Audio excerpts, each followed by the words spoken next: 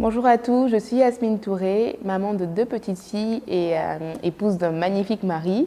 Je suis créatrice de contenu sur les plateformes Bidembaya et Allaiter Simplement. Et justement, je vais vous parler aujourd'hui de toutes ces questions-là qui sont la maternité et l'allaitement. Et je vais répondre à vos questions que vous avez posées sur la plateforme d'Afrique Femmes. Et donc c'est parti et j'espère que vous aurez toutes les réponses à vos questions.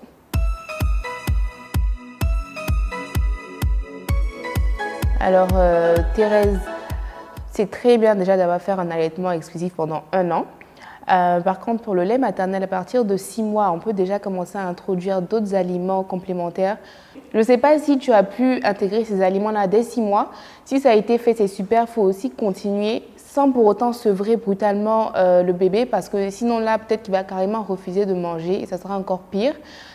Sinon, si les aliments n'ont pas été intégrés dès 6 mois, il faut que tout le monde comprenne que l'allaitement maternel, c'est bien de façon exclusive, mais dès 6 mois, il faut déjà rajouter d'autres aliments pour compléter en fait l'alimentation de vos enfants. Donc, pour revenir au problème de Thérèse, si tu n'as pas encore introduit d'autres aliments, tu peux essayer petit à petit sous diverses formes, que ce soit des compotes, que ce soit des purées, que ce soit des aliments en petits morceaux, parce que parfois, les enfants préfèrent directement manger des morceaux, ou bien en liquide aussi, des jus et tout ça, voir s'ils préfèrent le sucré, le salé, et ça se fait progressivement. Je ne te conseille pas de sevrer brutalement ton bébé, parce que sinon, déjà, s'il ne veut pas manger, tu l'empêches d'avoir toute forme de nourriture. Donc, vas-y progressivement et essaye, comme je viens de dire là, de varier et de proposer sous diverses façons la nourriture solide au bébé. Et tu vas voir, ça va aller de mieux en mieux.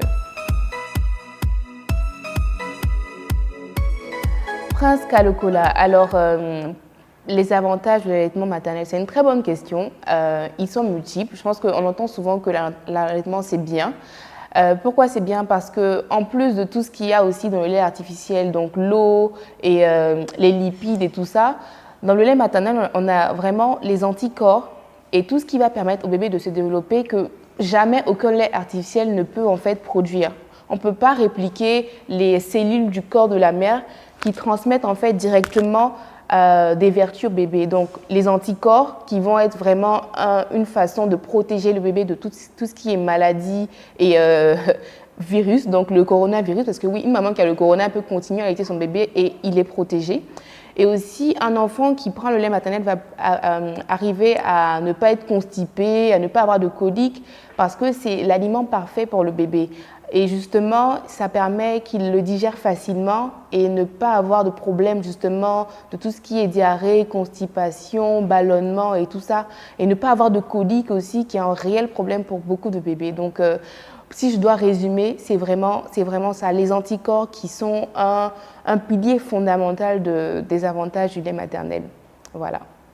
En inconvénient, franchement, moi, à part le fait que ce soit un peu contraignant quand on veut donner le lait de façon exclusive et qu'on n'a pas d'équipement en fait, donc de tire-lait ou justement de kit de transport pour transporter le lait maternel, il n'y a vraiment aucun inconvénient. Ça fait mal, ça peut faire mal, le début et tout ça, il faut juste être bien accompagné, être bien informé et se munir justement, comme je viens de dire là, de tout ce qui est tire-lait et tout ça pour avoir un allaitement simple, sans beaucoup de contraintes et juste continuer soi-même à être très, très, très réglementée et régulière dans ces tirages pour aller de l'avant. Et c'est tout à fait possible. Mais sinon, en termes de rapport avantage-inconvénient, c'est clair que le lait maternel de façon exclusive, c'est ce qu'il y a de meilleur, tant pour le bébé et pour la maman. Alors, Kwasi Anne, ton enfant, franchement, il est très malin, il est très intelligent. Il a voulu essayer d'aller voir ailleurs et puis il est très vite revenu sur le droit chemin. Donc, franchement, il n'y a pas de problème, il n'aura pas d'inconvénient ou d'impact sur son intelligence ou quoi que ce soit parce que, contrairement à ce qu'on peut penser, le lait maternel n'a pas d'impact négatif justement sur le développement de l'enfant. Donc, tu peux tout à fait continuer à lui donner le sein. Il n'y a vraiment aucun souci. Il n'y a vraiment pas de répercussions négatives sur le développement et la croissance de ton enfant. Par rapport au sevrage, franchement, moi j'ai très souvent la question et j'ai dit souvent au moment que moi, malheureusement, je n'ai pas de réponse sur comment sevrer un bébé. parce que ça, c'est vraiment une relation, un rapport direct entre maman et enfant. Et je ne conseille pas, en fait, au couple, à maman-enfant, de sevrer brutalement, en tout cas. Si la maman vraiment ne veut plus allaiter, il faut qu'elle le fasse progressivement. Elle peut soit arrêter de donner au sein ou tirer son lait pour que le bébé ait justement toujours le lait dans un biberon et justement qu'elle puisse être indépendante ou ne pas avoir à subir la contrainte. Après, quand ils grandissent à cet âge-là, 1 an et demi, 2 ans, ils le prennent souvent que le matin et que le soir. Donc ça peut vraiment être soit le bibi le matin et la tétée le soir. Et au fur et à mesure, ils vont s'habituer. Mais il ne faut pas le faire brutalement, sinon ça peut avoir des répercussions mentales sur le développement de ton enfant. Alors Florence, c'est très vrai, c'est un fait. Beaucoup de mamans hésitent ou ne veulent pas allaiter parce encore une fois, leur a dit que c'était compliqué, que c'était contraignant, que ça faisait mal. C'est pas tout à fait faux, mais il y a aujourd'hui beaucoup de solutions. Donc c'est pas forcément faux tout ce qui se dit. Mais il ne faut pas se freiner parce qu'on a entendu les expériences des autres. C'est toujours bien de savoir comment les autres ont vécu ce passage-là, mais c'est aussi bien de faire sa propre opinion et de vraiment se renseigner soi-même pour aller au bout de la chose. Allaiter, ce n'est pas facile, surtout sur le long terme. Il faut vraiment connaître et comprendre soi-même pourquoi on le fait. Et justement, dans les moments difficiles, réussir à aller de l'avant parce qu'on connaît et on a compris pourquoi on veut donner le meilleur à son bébé. Donc, il faut se renseigner, se cultiver, apprendre. Ensuite, une fois qu'on est convaincu et rassuré de l'impact positif sur le développement du bébé, vous pouvez vous rapprocher justement après de pages comme Allaiter simplement qui aident et donnent des conseils sur l'allaitement et puis justement vous procurer des tire-laits pour vous aider ou des bouts de sein pour atténuer la douleur. Ce sont des petits gadgets en silicone qu'on pose sur le sein pour faire en fait un double téton pour le bébé. Donc il y a beaucoup d'équipements qui existent pour faciliter et justement aider la maman à être sereine et ne pas avoir de contraintes sur tout ce qui est allaitement. Donc faites-vous votre propre opinion et puis laissez tomber un peu tout ce qui est négatif parce que ça n'a pas d'impact sur ce que toi tu penses et sur ce que toi tu peux vivre. Voilà. Clarisse, alors félicitations déjà pour ton bébé, c'est génial. Je suis sûre que tu as du lait parce qu'on pense très vite qu'on n'a pas de lait. Je suis sûre que tu as du lait. Il faut juste en fait stimuler tes seins très souvent et puis au besoin justement garder ton bébé contre ta peau, sans t-shirt, sans habit, rien. Sinon, dans l'option que tu évoques, c'est tout à fait possible de faire allaiter ton bébé par ta sœur. Qui allaite aussi. Si elle allaite son bébé, tu es sûr que du coup, elle n'a pas de problème en fait d'antécédents médicaux parce qu'elle-même, elle ne va pas donner le sida entre guillemets à son bébé. Mais ça se faisait avant dans les villages, aujourd'hui ça se fait encore, donc tu peux le faire sans problème et ton bébé aura toujours le meilleur tant que c'est du lait qui vient d'une maman. N'hésite pas à le faire. Marie-Laure, alors oui, c'est possible, mais généralement ça se fait quand on doit faire une césarienne ou que c'est compliqué. Donc si tu n'as pas de problème et que tout se passe très bien pendant ta grossesse et que c'est juste parce que tu veux que ton enfant naisse le 12 décembre pour faire la fête ce jour-là ou parce que tu as un oncle qui est né ce jour-là, franchement, ne te mets pas dans des problèmes supplémentaires. C'est déjà un risque quand on va accoucher, donc il faut laisser les choses se faire le plus naturellement possible. Autrement, si c'est vraiment un avis médical, les accouchements sont programmés et ça se passe très bien. Bonjour Ange Daniel, alors oui, en fait tu peux très bien continuer à allaiter ton bébé, il n'y a vraiment pas de contre-indication à cela, sauf avis contraire du médecin. Donc, vu que tu es enceinte, je pense que tu te fais suivre par un gynécologue. Il faut lui dire que tu veux continuer à allaiter. Et si ta grossesse est à risque ou qu'il y a des problèmes particuliers, à ce moment-là, tu vas devoir arrêter ton allaitement. Mais c'est vraiment un risque très, très, très minime. Donc, rassure-toi auprès de ton médecin, mais il n'y a pas de contre-indication. Tu peux même, quand tu vas accoucher, allaiter tes 2 bébés en même temps et tu vas voir que ce sera une pure joie que je te souhaite de pouvoir expérimenter.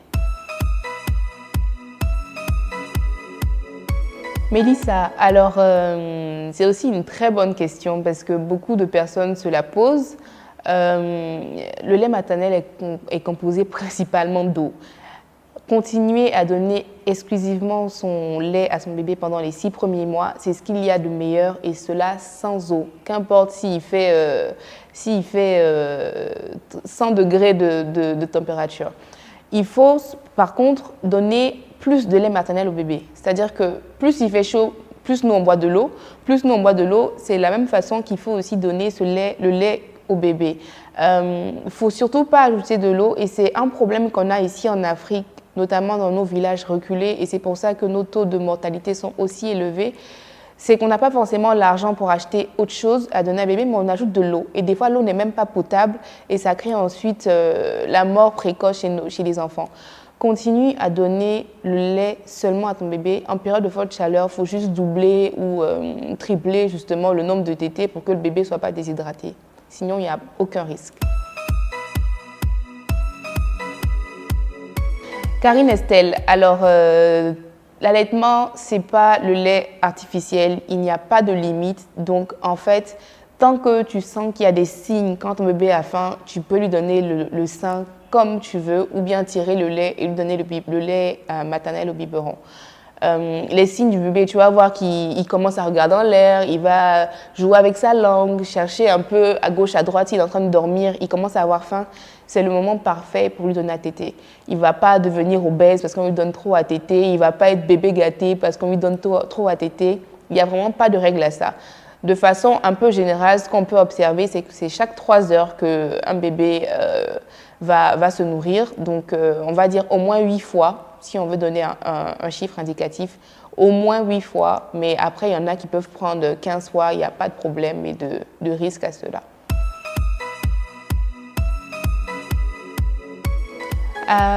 Daniel, alors, pour ta première question qui concerne la place du papa pendant l'allaitement, alors, ils peuvent faire beaucoup de choses. Ils peuvent, par exemple, prendre le bébé la nuit. Généralement, le bébé va se lever la nuit. Il peut, lui, aller chercher le bébé et l'amener au sein.